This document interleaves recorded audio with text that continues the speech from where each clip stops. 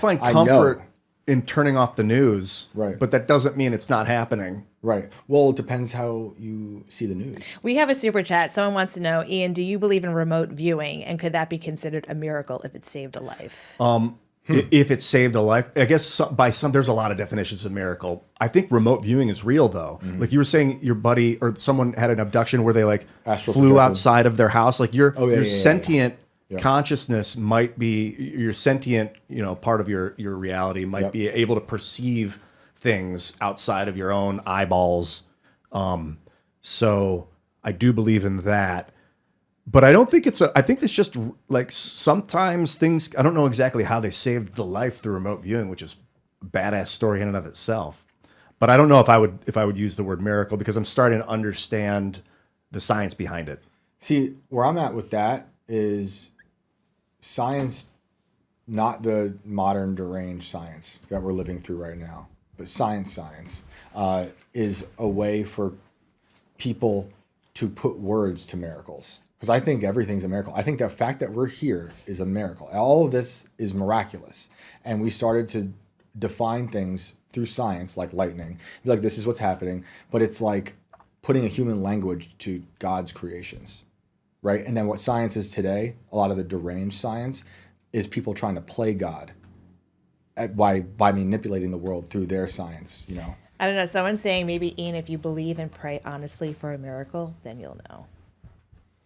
So think really hard about it, I guess. I love prayer. I think prayer is works. amazing. With prayer, I started doing like, please give me the thing. But then I was like, no, what you want to pray for is thank you for giving me the thing. Thank you for allowing me to have it, even before you have it. Well, you could ask for help. You don't have to necessarily say the word give. Like you could change the, please help, maybe a help. But in call that for help. in that instance, rather than please help me find the thing, it's like, thank you for having helped me. Just trick yourself and God into believing that it already happened, and then it happens. You sound like that's like manifesting. Yeah, you have to kind of act as if it's already Speak it into real. being. I would say, prayer could be for everything, and not just for yourself, right? A lot of my prayers are thanks. It's just gratitude for being here. Oh yeah, appreciation. Like I'm just very happy that I got love to meet that my feeling. kids. I pray of concern. Whenever something good happens, almost every time something really good starts to happen, I reset and think I need to help these people. Like I get immediately like, I got to do something good with this. Like I don't really live in like revelry where I'm like constantly, I mean, I do play a lot of games, but like where I'm like constantly like just glad about what I got. As soon as I get something, I'm like, I reset and I'm like, how I need to help people. And maybe I need to appreciate living more of like a joy. I like that though. It's kept me alive this far. Yeah, I think it's great to celebrate, obviously. There's so much to celebrate. But having I taught a class called Narrative Studies for almost 10 years.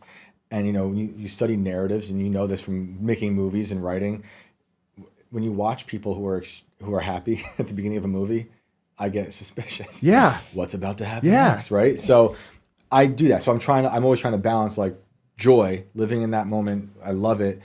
But there's always something around the corner you should be not paranoid about, but just prepared for. It seems like that's the balance of nature. And so Yeah. I almost like it is like a paranoia. Like I cannot be happy too much because Right. then some tragic smashing through the wall is going to occur. So I need to always remember like the pain of reality and how I need to get better. And then good things keep happening because I'm Right. constantly focused on like improving the situation. Even when really great stuff like a big money comes in, I'm like, I need to do something great with this. Is Right. immediately what I'm thinking. Not It's not like, resting on it. yay, I Yeah. get to do my... I think that's important.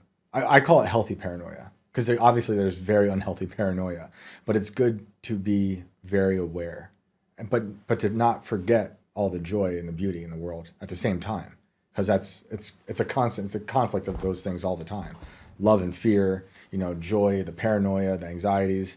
It's constant and it's never going to end. So that's what I find in the book, in the Bible, is like, and where I'm at now is this map through human suffering. It's like a blueprint that I cool. need, right? And I would love it if you felt that way, but you don't. And it's fine. But I'm saying like I have found by reading it, even the things that seem so detached from our modern reality, they speak so much to to what we go through today. Whether here on a personal level, on a national level, international level, as a human in history, you know, I see that in those stories.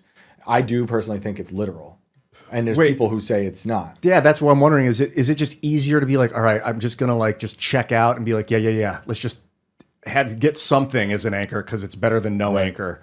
I don't think I've checked out. I think I've plugged in for the first time. To believe a 2,000-year-old thing is literal, that doesn't make. I mean, I can't wrap my head around. I know. it. I couldn't tried my either. whole life. I used to mock it my whole life. You did your whole life? Oh my But goodness. it's not like only some of it, and I don't know the whole Bible, and I don't picking apart the Christian Bible. I think seems heavy-handed because I don't know a lot of the other religions too. But some of the things I've read in that, like that there's a thing where Jesus turns a clay pigeon into a real pigeon, and it flies around, and then it lands back on his hand and turns back into clay. I'm like, okay, that's an acid trip. That's or lie, a made up story. Like either they were tripping and he was like, look, everyone, you see my vision. And they're like, yes, it's Jesus, I see your vision. Or someone lied about it to make him seem strong. Having seen demons in the world, like I full on believe I've seen demons.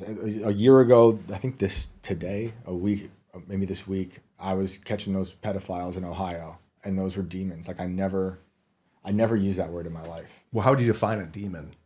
Evil entity that wants to destroy innocence, and that's what they were doing, and that's what they evil. were How do you define evil?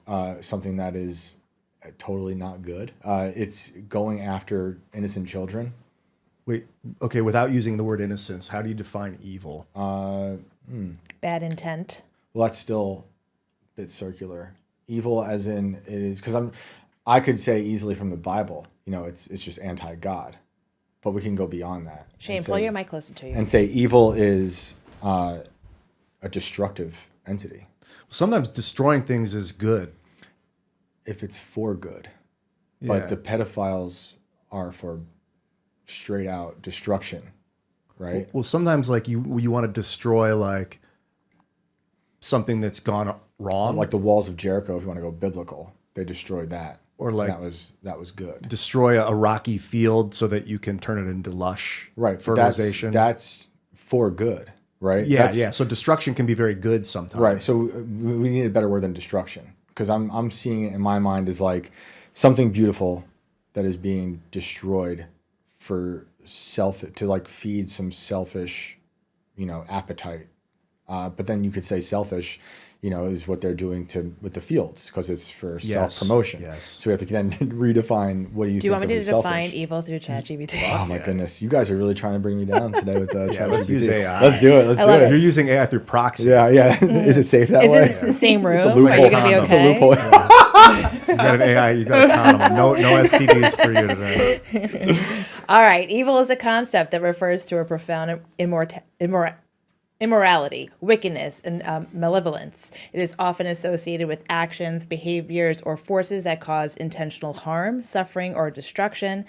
In philosophical, religious, and ethical contexts, evil is typically seen as the opposite of good and is linked to choices that violate moral standards or ethical principles. Evil can be understood as a deliberate infliction of harm or cruelty, or as a presence of malevolent intent, whether in individuals, actions, or even in certain ideas or systems that promote harm and suffering. They use the word harm 3 times in that definition. I think it was the AI giving you like multiple. It just gives you like a or- paragraph. Of Oh, like, don't even show me. Harm, causing malevolent harm. I think they use the word malevolent. well, the a couple opposite of times. good. I think that's pretty. I don't like simple. using the opposite in a definition because then Why? you got to define good. And that's fair. I get that. I've come to the violating moral standards. in my feeling, Which is subjective of Is the morals of the time. and this came to me before I even started believing in God, was that the universe, this world, boils down to something as simple as good versus evil. And I know we can then go on and what do you define good and evil as. Yeah. I resonate with some of that.